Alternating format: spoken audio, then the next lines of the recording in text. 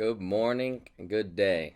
Today we're going to start off with a little bit of a review. We're talking about relationships and bonding this week. It is week 5 and I'm Colin Parks at Serenity House. Today we're going to be talking about communication, our review at least.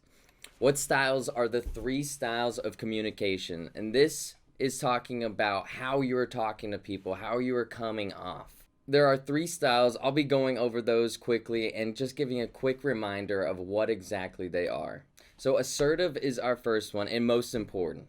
When we are being assertive, we're talking with confidence, we're talking loud enough for everyone to hear us, and we're talking with eye contact. We're looking at the people we're talking to instead of looking down or really glaring at them, right? Just looking. Why is Chubby here staring at me? Focusing. Aggressive style communication is just what I said. It's glaring at someone. It's talking too loud, maybe giving instructions and not really giving an option, right? This is what we're doing and there is no other option. It's my way or the highway. And that's kind of an aggressive style of speaking. We don't always tend to do that, but sometimes it's necessary. Sometimes we react better to aggressive style of speaking, especially when we're in sports or when we really just need to learn something. Somebody has to get on our back. Our next style of communication is passive. Passive is unconfident. I'm looking down and my shoulders are not back. They're kind of scrunched forward and you're kind of closed in, right? Protecting yourself a little bit. What qualities do active listeners have? And this is important. Active listening is making sure that you can pay attention and take everything in, all of your surroundings. And if you're there, you might as well make the most of it. Eye contact is really important. So make sure that you're staring at what exactly is going on. If there's a PowerPoint in front of you, if there's information on you, or even if there's just a speaker. If you're making eye contact and you're focused, then you're going to have great active listening skills. You're going to learn a lot more.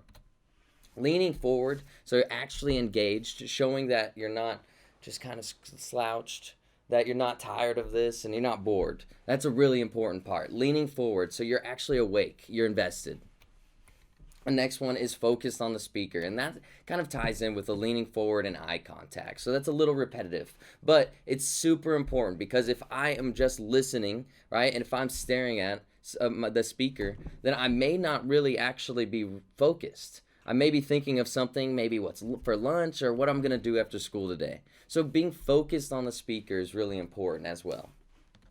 The next one is repeating information from speakers. So that is writing notes. That is saying something again in your head or even asking a clarifying question. Clarifying questions is super important, just as important as the rest of it. It's repeating information. It's focusing on the speaker. It's eye contact, right?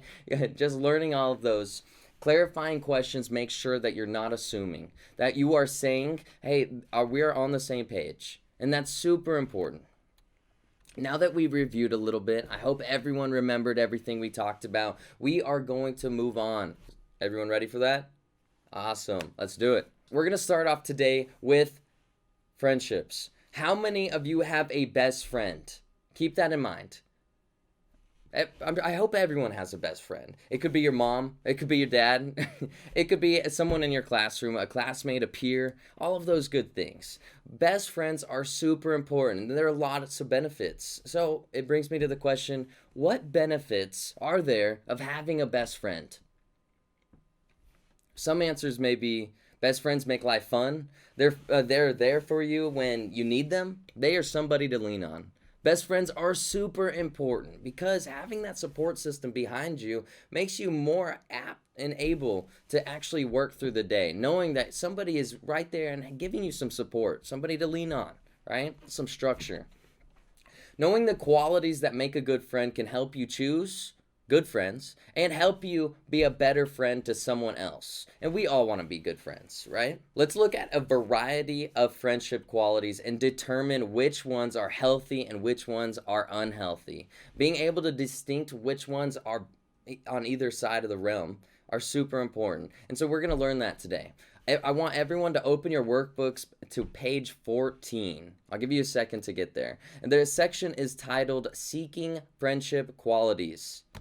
It's a word search. Woo! With a partner, I want everyone to find 6 healthy friendship qualities and 6 unhealthy friendship qualities in the word search. Search across and down, right? Across and down, just to find the hidden qualities and make sure to circle each one. So when you find them, circle them. Please and thank you. When you find a friendship quality, decide if it is a healthy quality or an unhealthy one. And that is super important. So make sure to be able to distinguish which ones are different, right? Healthy and unhealthy. That's going to be our 2 sides. I want you to write it down under the appropriate column. So let's start. Let's do one together. Can anyone find a friendship quality in the word search? I'll give you a couple seconds to find one. I'm going to pick on myself since I'm here. So the first word that I found was supportive. Is supportive healthy or unhealthy? I'll give you a couple seconds to think about that. If a friend was supportive, I think that'd be healthy. Exactly. I want you to write supportive down on the healthy column. I'll give everyone about 5 minutes to finish our word search with a partner, so everyone take the time to get someone either close to you so we don't really have to move around. We will review the words that you circled and how you categorize them once the timer is up. So I'm going to give everyone, again, 5 minutes.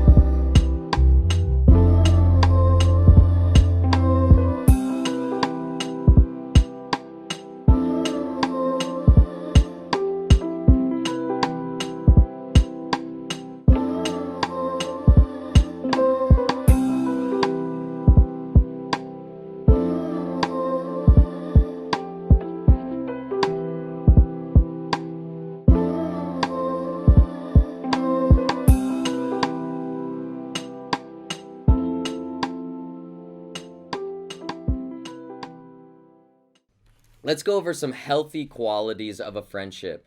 These are going to be the 6 healthy friendship qualities that you found in your word search. Let's go over those. Supportive is the first one. We've talked about that. What does it mean to be supportive? Supportive is somebody that is encouraging you, to encourage someone.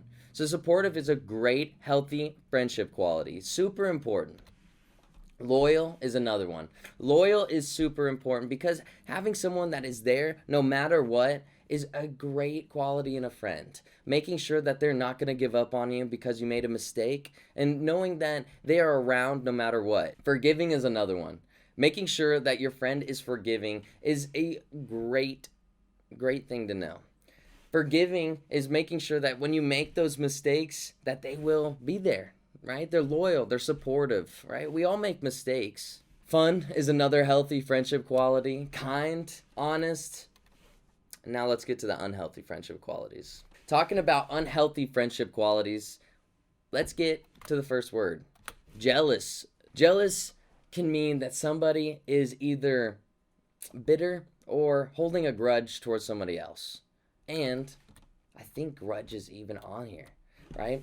Other unhealthy friendship qualities that you may have found, the 6 that you may have found, are jealous, lies. We don't want a liar as a friend. Selfish, gossips, holds grudges, and mean.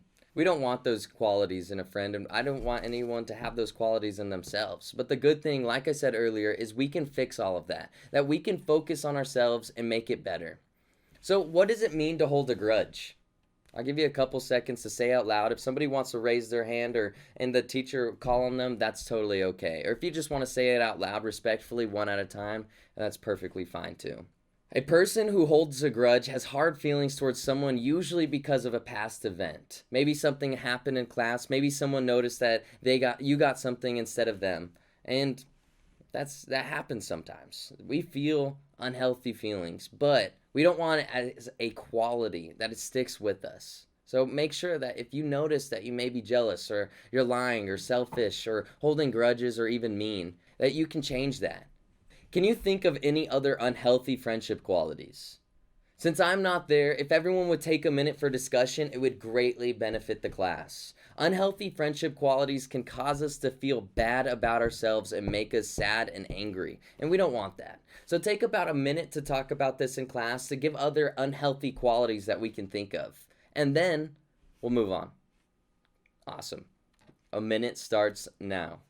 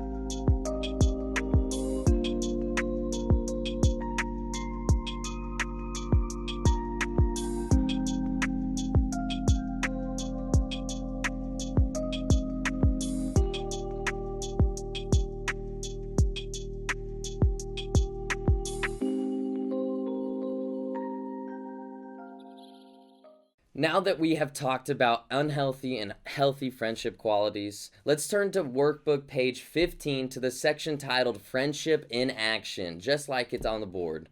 Let's look at the first picture together. Is everyone ready? Awesome. Does the first interaction look healthy or unhealthy? I'll give you a second to look over it. I think it looks healthy. In the space provided, I want everyone to write down 2 healthy friendship qualities you see demonstrated in the picture. I want you to explain your answer using details from the picture. So if anyone would like to share their answers, I will put about 30 seconds on the board for everyone to write them down and to share them. What details support our answers? You may be saying each friend is smiling, everyone is included. You may have other answers too, and that's very good. So I think we're doing amazing. We're flying right along. I want everyone to now take a moment to figure out for themselves if this second picture is healthy or unhealthy. Just 1 minute. I'm going to put a minute on the board.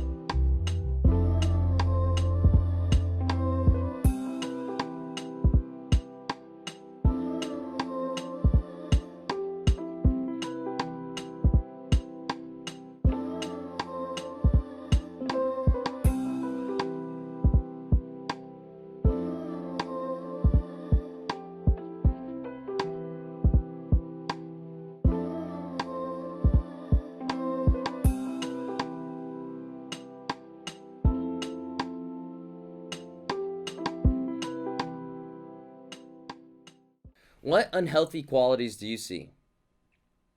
Rudeness, maybe? Disrespect? Somebody being mean? What details can support this? Looking at the picture, give me some details. Write that down in our workbook. Some details may be the two boys are pulling at the bowl. They're not sharing. They both even look angry. Maybe. Those are all three great answers. Those are some answers that I came up with, and I hope that you have some other answers too. If you want to say some of those out loud, I'll give you about 15 seconds to do so.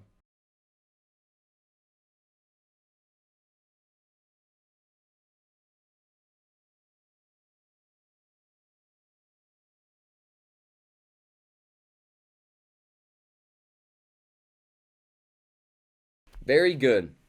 Let's move right along. We're flying. Let's move on to the next activity.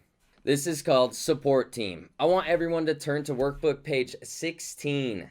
Let's talk about the friendship qualities we express to others. And this is kind of some self-reflection. We've talked about reflection in week 2 when we were talking about decision making with our STAR acronym, right? Stop, think, act, and reflect. We've talked about this, so let's actually put that in action. Has a friend of yours ever faced a difficult time and needed you?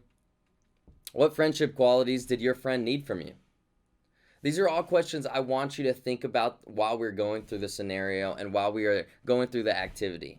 And I got a couple more questions. So how did you show your friend you were there for him or her? Think about all those questions while we go through. So keep that in mind, and they'll probably come back up. They will come back up. To keep a good friend, you must be a good friend. And being a good friend isn't always easy, but it is certainly worth the effort. Sometimes it may be hard. It sure isn't always easy. The scenario on page 16 presents a situation when your friend is in need. I want you to help your friend Mandy through her problem by identifying the friendship qualities she might need from you. So, let's read over the scenario and then we'll get to answering some of those questions.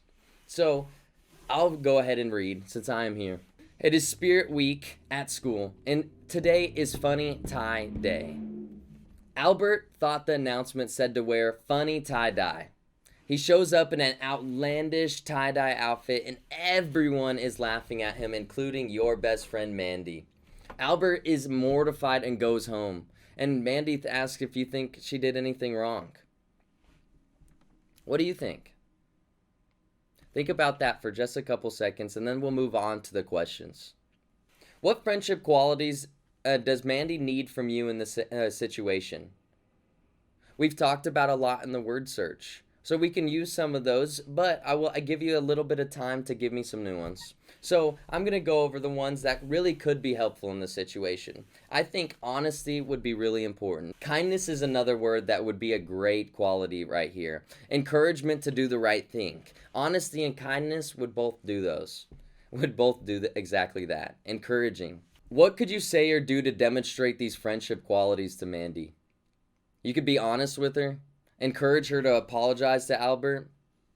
Those are all great answers, and I hope you have other ones too. If you want to take about 30 seconds to share other answers, that would benefit everybody around you.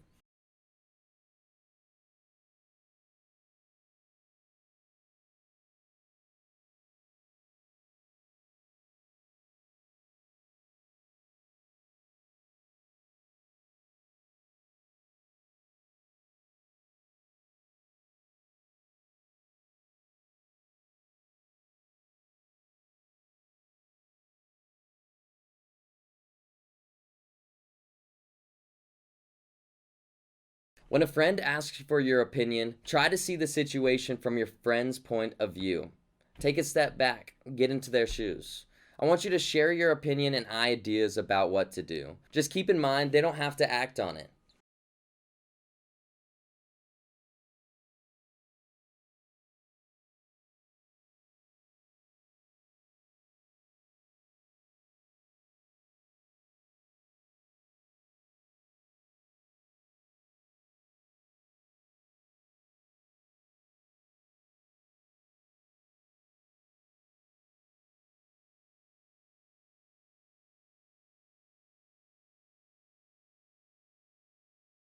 Fantastic. We talked about putting those in action. We talked about a lot of healthy and unhealthy friendship qualities. And so today was just a little bit shorter, but it was jam packed with information and activities.